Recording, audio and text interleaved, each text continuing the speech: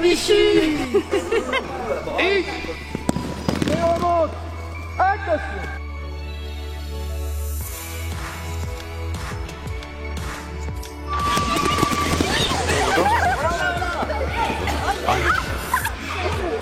Je suis professeur d'aïkido en Guyane, à Cayenne, et j'ai un club à Cayenne et aussi sur la ville de Macoria.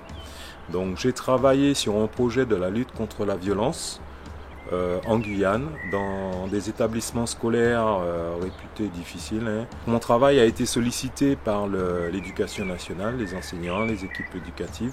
Ce que je leur ai proposé, c'est l'aïkido comme outil de prévention de la violence. On a dû travailler en collaboration avec l'équipe pédagogique et nous avons mis en place des objectifs de travail sur le respect de soi, le respect des institutions, le respect des autres. Et ce travail développé de CP au CM2 a été très positif.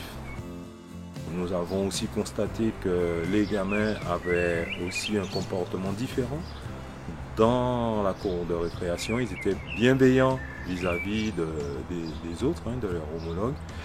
Et ce travail, au bout de 4 ans, a porté ses fruits et continue encore à porter ses fruits, car j'ai des retours de gamins qui étaient en CM2 et qui sont passés au collège et qui ont de très bons comportements au niveau de leur établissement.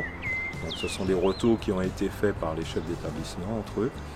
Les valeurs que nous avons développées et que j'ai développées avec eux en Aïkido ont permis d'être plus bienveillants vis-à-vis de leurs camarades, d'avoir une meilleure concentration sur leur travail et donc forcément de meilleurs résultats.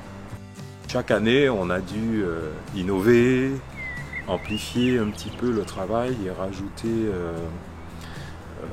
des éléments supplémentaires comme la préparation de démonstrations.